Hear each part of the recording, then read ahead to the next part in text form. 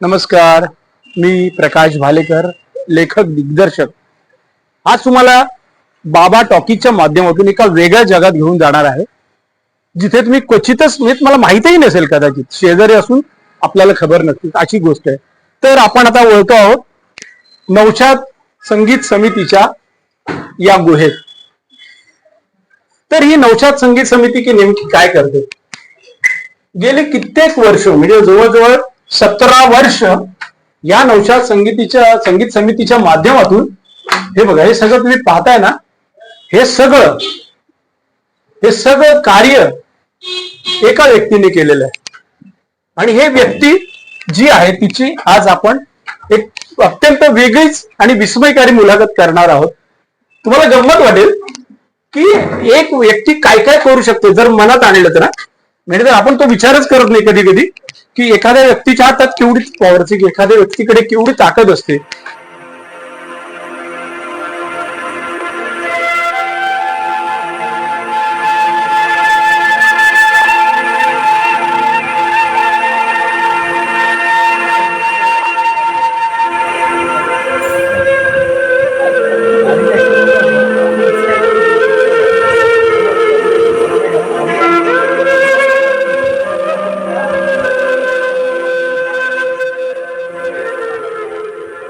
चालू आहे ती वास्तू एक पवित्र वास्तू आहे, संगीत क्षेत्रातली अत्यंत पवित्र वास्तू. आणि वास्तूचे शिल्पकार सर्वे सर्वा म्हणजे नौशाद संगीत समितीचे फाउंडर मेंबर, ते फाउंडर्स आहेत. तर ते आहेत आजच्या आपल्या सिनेमाचे रियल हिरे आणि हिरो आपले काकाजी. संगीत समिति से बाबा टॉकीज का बहुत बहुत शुक्रिया, आप यहाँ आए और पुराने संगीत के बारे में कुछ जानकारी आपने हासिल करी और इसको प्रचार करेंगे. ये बहुत अच्छा काम कर रहे हैं. Thank you. हाँ, तो काकाजी बात ये है कि आपने इतना जो ये ऐश्वर्य खड़ा किया है, बहुत कुछ किया. आपने अपना पेट काट के सब कुछ किया. आपको कैसा लगता है? लोग जब जमा होते सुनते संगीत के बारे में, तो आपको कैसा लगता है? जी, मुझे ये ऐसा लगता है कि जैसे इन संगीतकारों, गीतकारों, गायक कलाकारों और अदाकारों का मेरे पे एहसान है और मैं उनका एहसान उतार रहा हूँ. वाह वाह वाह वाह. पेट काटने जैसी कोई बात नहीं है, इनके बहुत एहसान है. और ये काम जो हमारे लिए कर गए हैं, गोल्डन एरा खड़ा कर गए हैं, वाह, उसका एहसान थोड़ा उतारने की कोशिश है. काका जी इन सबका बहुत भारी आशीर्वाद आपके पीछे है. और उसके बदौलत आप ये सब कर रहे हैं, आपको प्रेरणा मिल रही है. बेशक. हमें भी बहुत अच्छा लगता है कि हमारे बाबा टॉकीज का ऑडियंस जब ये आपकी पूरी मुलाकात आगे सुनेंगे तो मुझे लगता है कुछ और एक नई प्रेरणा लेके बाहर निकलेंगे, ऐसा मुझे यकीन होता है. भगवान चलिए हम ऐसा ही होगा. अपना इंटरव्यू शुरू करते हैं. जी जी जी, थैंक यू. काका जी, आपका तो संगीत क्षेत्र में जो योगदान हम लोग देख रहे हैं, सब बात ये है ना कि देखिए ये इन लोगों ने जो पुनः ऐश्वर्य बना के खड़ा कर दिया, उसी के ऊपर आज की इंडस्ट्री जी रही है. जैसे पुराने गानों का फ्यूजन लेते हैं, जैसे एक बीच में गाना आया था आखिरी रात का, अरे रे मेरे बेरी के बेर मत तोड़ो, वो हिट हो गया फ्यूजन हो गए. उसके बाद ऐसे बड़े बड़े गाने आ गए, फ्यूजन हो रहे. ये लोग अभी जो नए संगीतकार आए हुए हैं, वो लोग क्या कहते हैं, पुराने संगीत के ये सब चुरा चुरा के कर रहे हैं. तो ये तो अलग ही रखे. लेकिन मेरा ख्याल ये है कि काका जी, पहला जो संगीत होता था, जो हमें कानों को कभी भी सुनो एक सुकून महसूस होता था, आज के तारीख में हम लोग आज सुनते कल भूल जाते. तो ऐसा क्यों हो रहा है? दोनों पीरियड के संगीत में क्या फर्क आ गया? आप क्या महसूस करते हैं? मुझे नौशाद साहब की लाइनें याद आ रही हैं. नौशाद साहब ने लिखा है कि संगीत है शक्ति ईश्वर की, संगीत है शक्ति ईश्वर की, हर सुर में बसे हैं राम, रागी जो सुनाए राग मधुर, रोगी को मिले आराम. क्या बात. यानी संगीत में वो ताकत है जो किसी दवाई में भी नहीं है. सही सही कहा. बस उसको थोड़ा समझने सीखने की जरूरत है.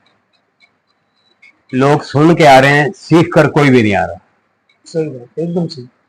तो उसका रिजल्ट ये आ रहा है कि लोगों ने रिमिक्स के रूप में चोरी शुरू कर दी है और मेरा दावा है आने वाले 150 सालों में ये गाने एज इट इज ओरिजिनल के ओरिजिनल गाने नवे नवे हीरो हीरोइनों की फिल्म आई जाएंगे। हो रहा है, अभी अभी हाल ही में हो रहा है। बस ये आगे भी होगा। बराबर। तो मतलब समझोगे इनके पास संगीत कितना है, ये नौशाद साहब के शब्दों में आपको बताता हूँ। बताइए। नौशाद साहब ने एक नज्म लिखी है जिसका टाइटल है मॉडर्न म्यूजिक। वाह, उसके कुछ शेर जो मुझे याद है, ये मॉडर्न संगीत के बारे में।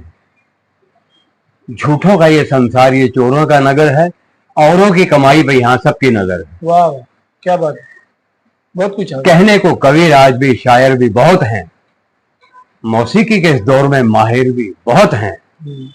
माहिर हूं मगर ऐसे जैसे हो कोई मदारी, सांपों की बगल में लिए फिरते हो पिटारी। क्या बात, वाह वाह। साहब के मुताबिक आगे नौशाद साहब लिखते हैं,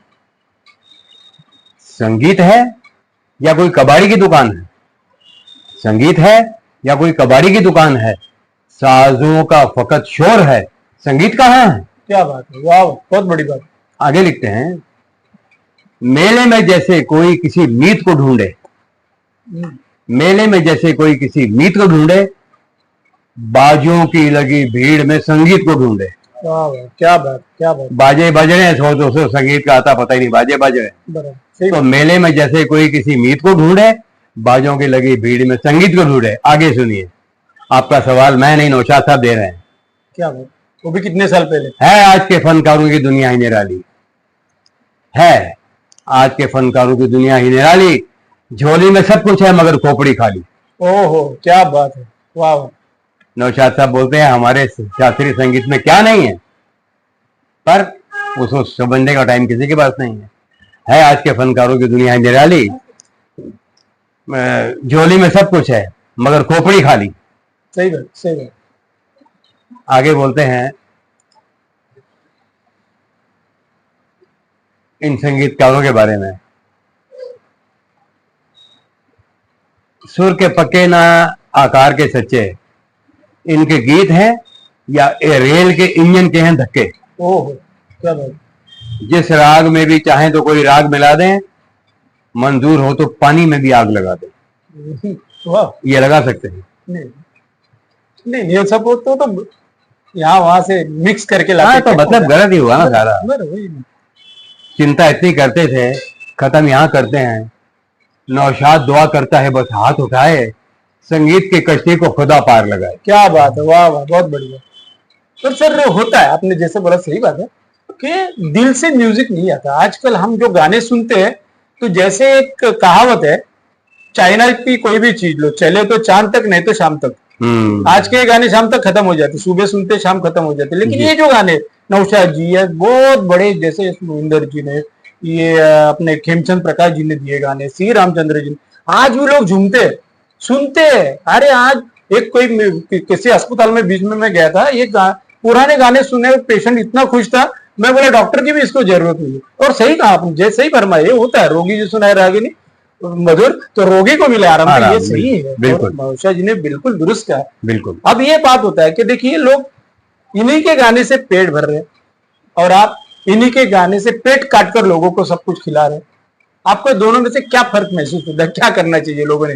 आज के यूथ जो नई जनरेशन आ रही है, म्यूजिक में आ रही है, फिल्मों में आ रही है, इनके लिए आप क्या मैसेज दोगे? क्या क्या करना चाहिए इन्होंने फिल्म के लिए? देखिए, जब तक थोड़ी बहुत ट्रेनिंग ना ली जाए, बिल्कुल, तो बात बनती नहीं है। तालीम जरूरी है, थोड़ी बहुत तो बहुत ही जरूरी है, सही है। पर आज उतना पेशेंस किसी के पास है नहीं। शॉर्ट स्वीट चाहिए सबको। हाँ, फटाफट बस। तो उसका रिजल्ट ये है कि फिल्मों में गाने आने बंद हो गए हैं, जो हैं भी तो ना के बराबर। इनको जरूरत ही नहीं है गानों की ऐसी। नहीं सर, उसके दूसरी साइड से मैं सोचूंगा तो ये कहता हूं कि इनके पास संगीतकार ही नहीं है ऐसे जो सोचेंगे गाने के बारे में, इसीलिए गाने रखते नहीं। ऐसा भी हो सकता है, क्योंकि क्या आजकल सोचने वाले संगीत, जो दूर तक जाएगा संगीत, ऐसा करने वाला कोई बचा नहीं। तो ये लोग क्या करते हैं, उसके चक्कर में ना पड़ने से सिर्फ फिल्म दिखाओ। फिल्मों से कुछ नहीं होता, क्योंकि देखिए पुरानी फिल्मों से लेकिन आज तक का भी, जैसे फिल्मों के गाने पहले बजते थे, गाने सुन के लोग थिएटर में आते थे, तो अब यही हाल आज के फिल्मों का क्या हो रहा है कि कब फिल्म आई कब चली गई पता नहीं, क्योंकि फिल्मों में गाने नहीं, गाने तो इंट्रोड्यूस करवाते हैं ना फिल्म को, तो वही काट डाले तो क्या होगा। ये तो मतलब रक्तवाहिनी रखते हो, आपको खून ही काट डाला तो फिर कैसे आपको सपोर्ट होगा। तो ये है, तो आपके आज के संगीत के इसके हिसाब से आपको यूथ जो यूथ अभी आ रहा है मार्केट में, ये जो संगीतकार बनने कोई एक्टर बनने हैं या जो भी एक्टर, उसको गाने का सेंस तो होने चाहिए। उनके लिए नौशाद साहब भी जवाब दे रहे हैं। अरे अभी साजे दिल में तराने बहुत हैं, वाह, अभी साजे दिल में तराने बहुत हैं, अभी जिंदगी के बहाने बहुत हैं, वाह, नए गीत पैदा हुए हैं उनमें से, वो पूर्व सो नगमे जो पुराने बहुत हैं। वाह, क्या बात, दरे गैर पर भीख ना मांगो फन की, जब अपने ही घर में खजाने बहुत हैं। क्या बात है, वाह वाह वाह, बहुत बढ़िया। ये नौशाद साहब बता रहे हैं कि हमारे पास बहुत कुछ है, हमारा हिंदुस्तानी संगीत, हमारा शास्त्रीय संगीत, उस जैसा संगीत पूरी दुनिया में नहीं है, और इसमें ये बहुत भारी खजाना है। थोड़ा इस पे गौर फरमाइए, थोड़ा सीखिए। नौशाद साहब आम टीवी पे रेडियो पे दरख्वास्त करते थे कि हमारे संगीत को छोड़िए मत, ये वेस्टर्न कल्चर के पीछे मत जाइए, ये हमारा उस्तादों की रचनाएं हैं।